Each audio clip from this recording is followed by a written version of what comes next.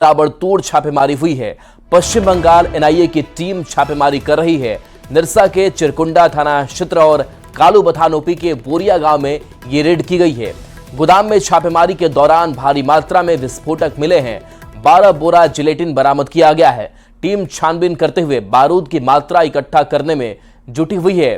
बाबू डंगाल स्थित संजय रवानी के घर भी पहुंची। आरोपी के भाई को हिरासत में लिया गया, जिससे पूछताछ की जा रही है। तो 12 बोरा जिलेटिन यहां से बरामद किया गया है। 2 जगहों पर एनआईए की ताबड़तोड़ छापेमारी देखने को मिली है। जहां एनआईए की टीम, ये पश्चिम बंगाल एनआईए की टीम मामले की जांच कर रही है। बता दें कि बाबू डंगाल स्थित संजय रवानी के घर भी टीम पहुंची, जहां से आरोपी के भाई को हिरासत में लिया गया है और पूछताछ की जा रही है। पश्चिम बंगाल एनआईए की टीम इस पूरे मामले की जांच कर रही है। तो निरसा के चिरकुंडा में ये रेड जारी है। 12 बोरा जिलेटिन अब तक बरामद किया गया है। इसके साथ साथ गोदाम में छापेमारी के दौरान भारी मात्रा में विस्फोटक मिले हैं। बता दें कि निरसा के चिरकुंडा थाना क्षेत्र और कालूबथान ओपी के बोरिया गांव में ये रेड की गई है। संजय हमारे साथ न्यूज 18 संवाददाता जुड़ गए हैं। संजय, क्या अपडेट अभी इस रेड को लेकर? फिलहाल जो एनआईए की टीम है छापेमारी कर रही है। 2 स्थानों पे छापेमारी हो रही है। जो बारूद और जिलेटिन मिली है भारी मात्रा में, उसकी सूत्र लगाने का प्रयास कर रही है कि किस व्यक्ति के घर में और इस जगह पे मिली है। उसको लेकर एनआईए की टीम लगातार दबाव बना रही है कि आखिर किस सोच से और किस मकसद से इतनी भारी विस्फोटक को यहाँ पर लाया गया था। क्या यह मामला नक्सल से लेकर है या फिर अन्य कोई कारण है जिसको लेकर इतनी भारी मात्रा में विस्फोटक यहाँ पर लाया गया था? क्योंकि अगर कहा जाए तो धनबाद जिला के कई क्षेत्रों में पत्थर माइंस भी चलते, हो सकता है कि वो जो विस्फोटक है उस मामले को लेकर भी वहां पर लाया गया होगा, इसका इस स्थान पर उपयोग किया जाएगा। लेकिन फिलहाल जो एनआईए की टीम है इस पूरे मामले की पदक्षेप को लेकर पूछताछ करिए। जो संजय रवानी, संजय शर्मा है, उसे हिरासत मिली है और उससे इस मामले को पूरी तरीके से पूछताछ करी। हालांकि एनआईए की टीम जो भी मीडिया लोग हैं उनसे दूरी बनाए हुए, वो इस मामले में किसी तरह की कोई जानकारी नहीं देना चाह रहे हैं। तो वो फिलहाल जो पूछताछ और छापामारी उस पर वो फोकस किए हुए। चलिए, बिल्कुल नजर बना करके रखिए, अपडेट आगे लेंगे। बहुत बहुत शुक्रिया। राइजिंग भारत समिट में पीएम मोदी ने वक्फ कानून में संशोधन का जिक्र किया। पीएम मोदी ने वक्फ बिल की तारीफ की। पीएम मोदी ने कहा कि वक्फ कानून में संशोधन सामाजिक न्याय की दिशा में बड़ा कदम उठाया गया है। पीएम मोदी ने वक्फ कानून के खिलाफ विरोध प्रदर्शन को बढ़ावा देने वाली तुष्टीकरण की राजनीति की आलोचना की। तो देखिए, प्रधानमंत्री नरेंद्र मोदी ने कहा कि वक्फ कानून से गरीब मुसलमानों की रक्षा होगी। सामाजिक न्याय के लिए ठोस कदम, इसे प्रधानमंत्री नरेंद्र मोदी ने बताया है। प्रधानमंत्री मोदी ने वक्फ कानून की तारीफ की है। तो राइजिंग भारत समिट में बड़ी बातें उन्होंने कही। वक्फ भू माफिया को खुश करने का जरिया था, प्रधानमंत्री ने ये भी कहा। और विपक्ष पर तुष्टीकरण की राजनीति का आरोप भी पीएम मोदी ने लगाया और कहा कि वक्फ कानून से गरीब मुसलमानों की रक्षा की जाएगी। वक्फ पर बहस की जड़ में तुष्टीकरण की ही राजनीति रही। पीएम मोदी ने वक्फ बिल की तारीफ की और इसके फायदे भी प्रधानमंत्री नरेंद्र मोदी ने गिनाए।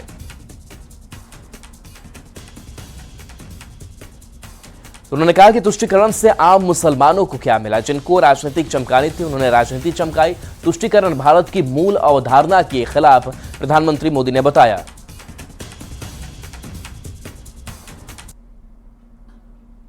साथियों, मैं देश की संसद को सर्व समाज के हित में, मुस्लिम समाज के हित में एक शानदार कानून बनाने के लिए बधाई देता हूं।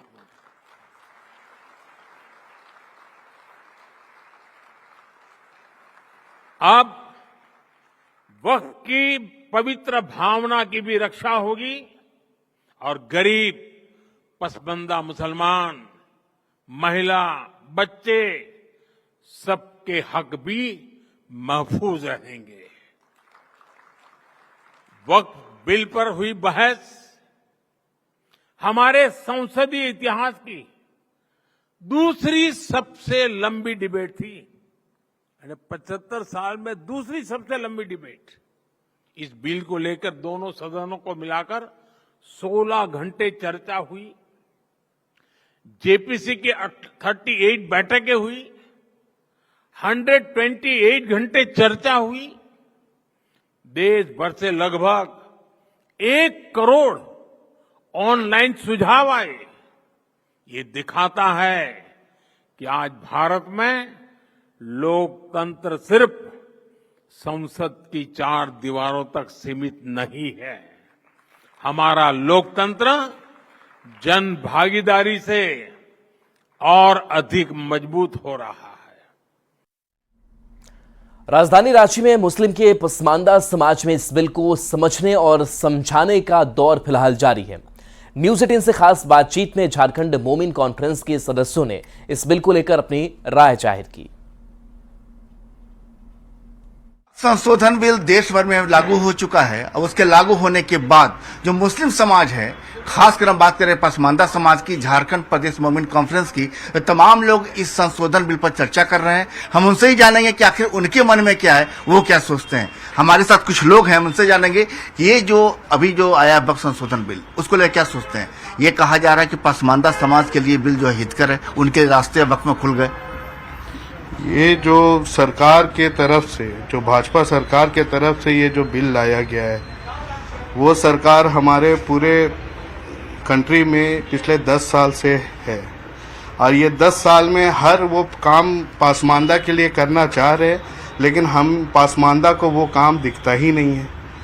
ना हमारे सामाजिक न्याय, सामाजिक हिस्सेदारी हमें आज तक 10 साल में नहीं दिखी। इससे बहुत सारी ज़्यादा ज़रूरत वाली चीज़ें हैं जो देश में लागू होनी चाहिए, जो कानून आनी चाहिए, वो कानून से ज़्यादा जो ज़रूरत की चीज़ नहीं है, जो वक्फ कानून जैसी है।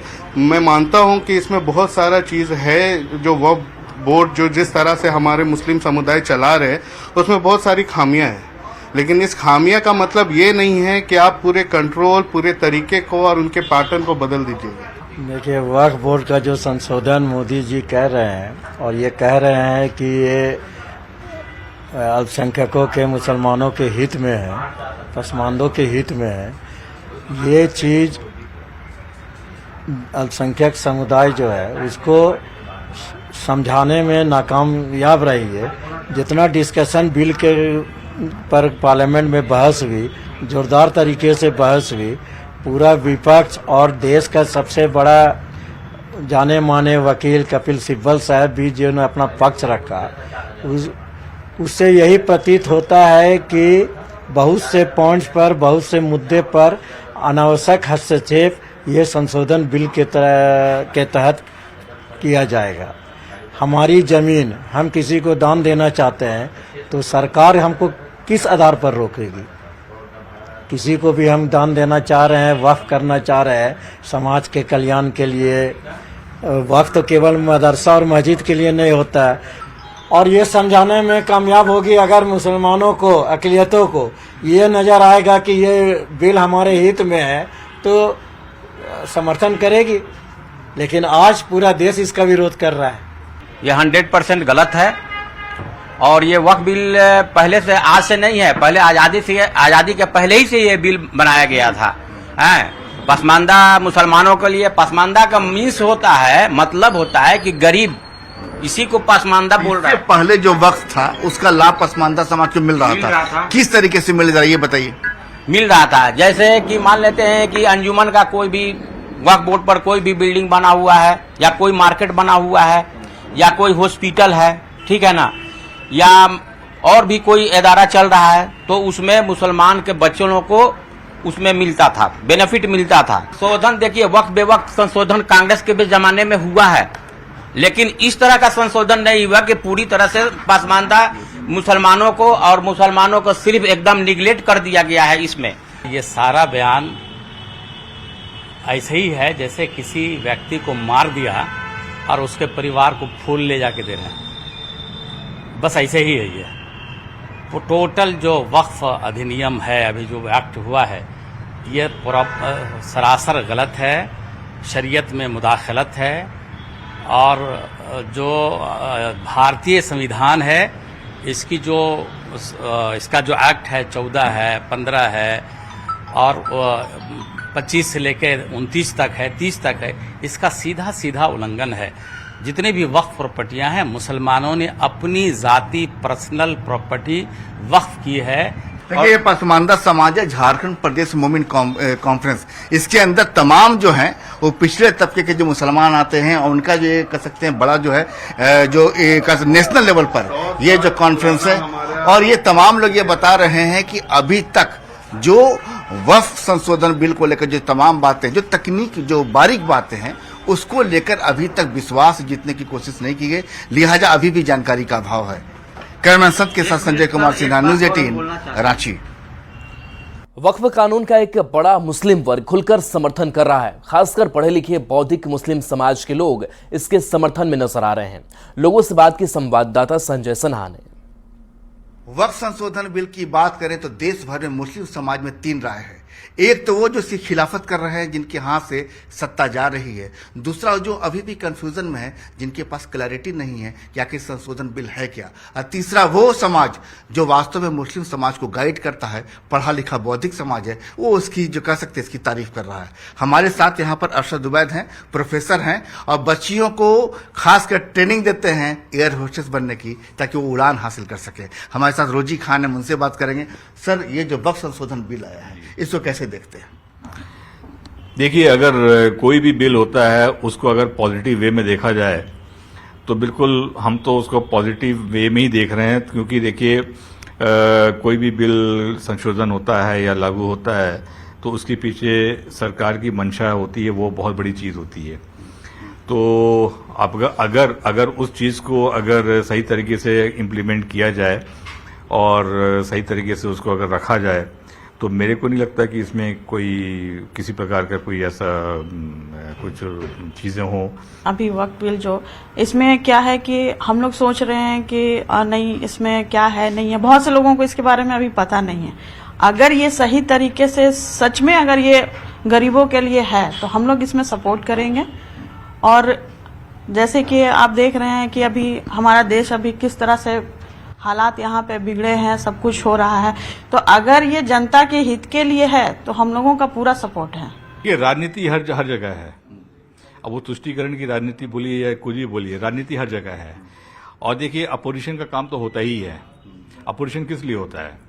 अपोजिशन बेसिकली सदन में यही इसीलिए होता है कि वो कोई भी चीज़ है उसका खिलाफत करें, वो उसको अपोज करें, उसमें कुछ बातें रखें। तो अभी देखिए, चीज़ें बहुत सी क्लियर होनी बाकी है। तो मेरे ख्याल से अगर जिस तरीके से अगर ये सब चीज़ सही तरीके से जाएगा तो आने वाले दिनों में अपोजिशन भी इस चीज़ को भी सपोर्ट कर सकते हैं, जब उनको लगेगा कि हाँ इसका फ़ायदा मिल रहा है गरीब तबके को लोगों को और इसमें काफ़ी कुछ बेनिफिट्स मिल रही हैं और देश की तरक्की हो रही है इससे, तो बहुत सही चीज़ है। देखिए, वक्फ संशोधन बिल जो है एक है, लेकिन इसको सोचने समझने का जो तरीका है, तार्किक नजरिया है, वो चेहरे अलग अलग है। तमाम लोग अपने तरह से इसे सोच समझ रहे हैं। अब ऐसे में क्या है कि जब वक्फ संशोधन बिल को लेकर जब अपनी राय बनाते हैं तो इस राय को लेकर जो थोड़ा बहुत कंफ्यूजन है उसे भी अगर दूर करने की कोशिश कर दी जाए तो जाहिर है कि ये राय जो है आम राय बनते देर नहीं लगेगी। कैमरामैन संत के साथ संजय कुमार सिन्हा, न्यूज 18 रांची। नेता प्रतिपक्ष बाबूलाल मरांडी ने जेएसएससी सीजीएल पेपर लीक मामले को लेकर राज्य सरकार पर बड़ा हमला बोला है। बाबूलाल मरांडी ने एक्स पर एक पोस्ट कर लिखा, जेएसएससी सीजीएल पेपर लीक मामले में सबूत के तौर पर जो स्क्रीनशॉट उपलब्ध कराए थे, फॉरेंसिक जांच में वो सही पाए गए हैं। आगे बाबूलाल मरांडी लिखते हैं कि जेएसएससी द्वारा पेपर लीक मामले की लीपापोती करने का प्रयास विफल हो गया है। फॉरेंसिक जांच ने सच्चाई सामने लाई है।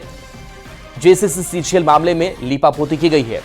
साथ ही उन्होंने लिखा है कि सबूत के तौर पर जो स्क्रीन शॉट थे उसको उन्होंने साझा भी किया। फॉरेंसिक जांच में वो सही पाए गए। पूर्व में अधिकारियों ने बगैर किसी जांच के लिए हेमंत सोरेन का दामन बचाने के लिए छात्रों को ही झूठा बता दिया था। फॉरेंसिक जांच ने सच्चाई सामने ला दी है।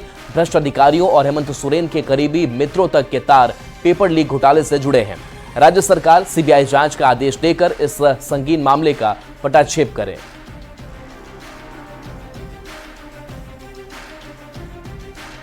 हजारीबाग का ऐतिहासिक रामनवमी जुलूस शांति और उत्साह के साथ संपन्न हो गया। इस बार जुलूस करीब 40 घंटे तक लगातार सड़कों पर रहा। 87 झांकी गुजरने में 40 घंटे का समय लगना खुद ने यह बयां करता है कि राम भक्तों का जन सैलाब कितना होगा। अनुमान है कि 5 लाख से अधिक राम भक्तों की भीड़ हुई होगी, जिसमें महिलाओं में उत्साह अधिक देखने को मिला। प्रशासन की पूरी टीम का, हजारीबाग के वासियों का, मीडिया का अन्य जो समितिगण है और सभी लोग जिनका भी योगदान रहा हमेशा योग करने में, आप सभी को बहुत बहुत धन्यवाद। शांतिपूर्वक रामनवमी संपन्न हुआ और चूंकि ये टीम वर्क है पूरे प्रशासन के लोगों को और जो आप लोगों को, मीडिया भाई लोगों को भी, यहाँ की जनता को भी मैं बधाई देना चाहता हूँ जो शांतिपूर्वक संपन्न हुआ। हजारीबाग से बड़ी खबर है, जहां रामनवमी जुलूस के दौरान कई लोग घायल हुए। हथियार प्रदर्शन के दौरान करीब 1300 लोग घायल हुए और सभी का SBMCH में इलाज कराया गया। लगभग 35 लोग गंभीर रूप से घायल हुए, जिनको SBMC में भर्ती कराया गया। 2 घायलों को रांची रिम्स रेफर किया गया। राम भक्तों की सेवा में स्वास्थ्य विभाग तत्पर दिखा। 100 से भी अधिक स्वास्थ्यकर्मी घायल राम भक्तों की सेवा में लगातार लगे रहे। तो हजारीबाग से खबर, जहां रामनवमी जुलूस दौरान कई लोग घायल हुए थे, जिनको उपचार दिया गया। हथियार लहराते समय 1300 लोग घायल हो गए, कुछ की स्थिति गंभीर रही, जिनका खास ख्याल रखा गया।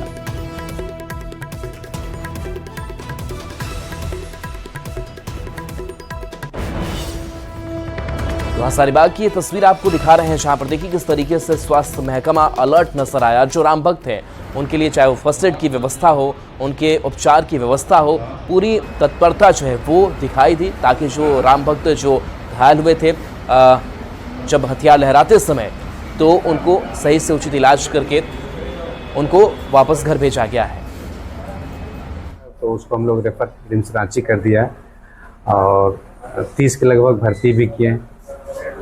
और अभी हम लोग 7 डॉक्टर हैं और दिन भर तो मैंने काफ़ी भीड़ रही, आते ही रहा कटा छटा, लेकिन अभी जाके थोड़ा सा राहत है। जाको राखे साइया मार सके ना कोई, एक ऐसी ही घटना बोकारो के बेरमो में देखने को मिली, जहां शख्स जबलपुर हावड़ा शक्तिपुंज ट्रेन के नीचे आ गया। तभी वैक्यूम कर ट्रेन को रोका गया, फिर उस व्यक्ति को बाहर निकाला गया। बाल बाल उसकी जान बची, लेकिन शख्स घायल हो गया, जिसे स्थानीय अस्पताल में प्राथमिक उपचार कर बेहतर इलाज के लिए हाई सेंटर भेजा गया। व्यक्ति की पहचान नहीं हो पाई है।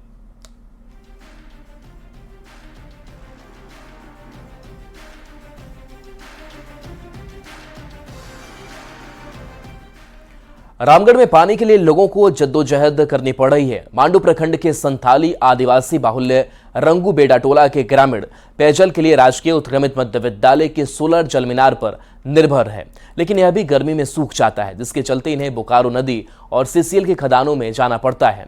ग्रामीणों से बात किए संवाददाता जावेद खान ने।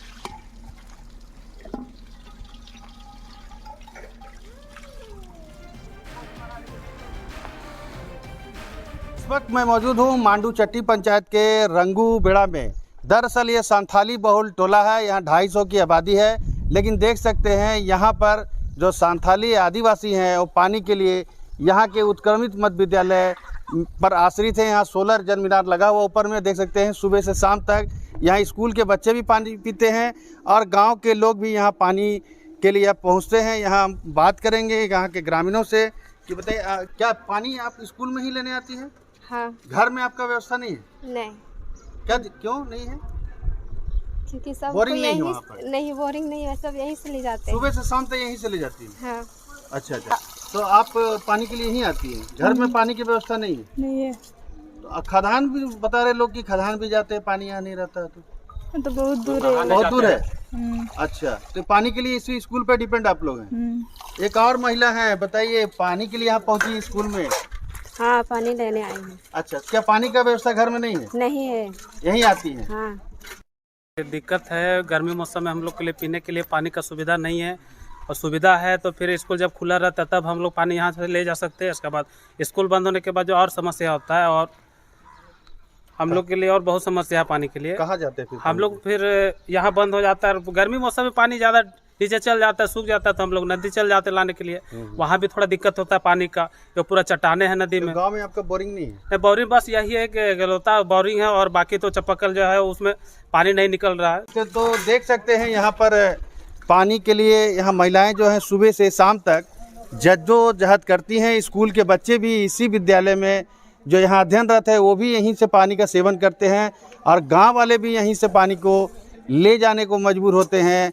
फिलहाल आप देख सकते हैं ये पूरा स्कूल जो है राजकीय उत्क्रमित मध्य विद्यालय रंगू बेड़ा है, यहीं पर सोलर जल मीनार लगा है और इसी से पूरे गांव की प्यास बुझती है।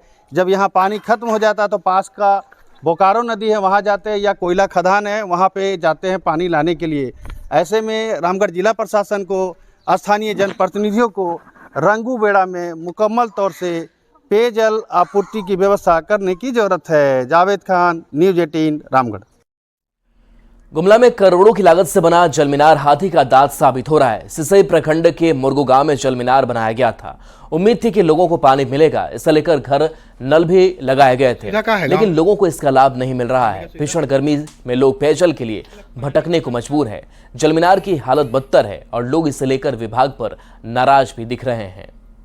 तो भाई योजना बना के दे दी, लेकिन ये तो काम है पदाधिकारी लोग का, ठेकेदार का।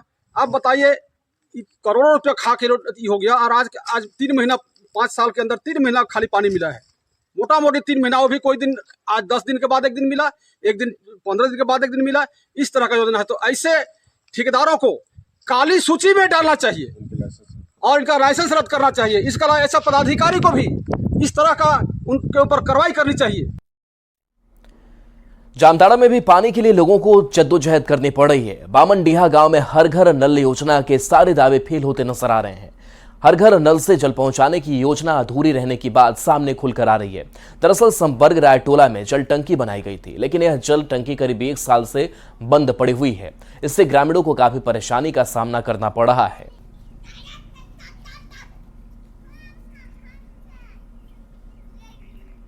लोगों जी, यहाँ पर पानी का जो समस्या है कितना दिन से है आप लोगों का? 1 साल से। 1 साल से। तो इसका सूचना किसी को दिए हैं? हाँ, दिए थे। तो क्या बोल रहा था इन लोग? बोल रहा था इसमें 8000 रुपया खर्चा पड़ेगा। जो बोर्ड में नंबर दिया था उसको लगाए थे, 2-3 बार लगाए, 2 महीना तक लगाए। वो कॉल नहीं उठा रहा, बोल रहा शादी में गया है, कभी बोल रहा है कल जाएंगे, परसों जाएंगे, ऐसे करके 1 साल हम लोगों का बीत गया। और पानी सबसे बड़ा दिक्कत, हम लोगों का 1.5-2 किलोमीटर तक पानी लाना पड़ता है। ये जो चापाकल है, इस चापाकल में 2 घंटा पानी देता है, उसके बाद फिर 3 घंटा रेस्ट देने के बाद फिर पानी मिलता है। और एक तकरीबन कभी कभी खराब ही रह जाता है। इसको ठीक करने में फिर हम लोगों को परेशानी झेलना पड़ रहा है। और चलिए न्यूज़ 18 बिहार झारखंड पर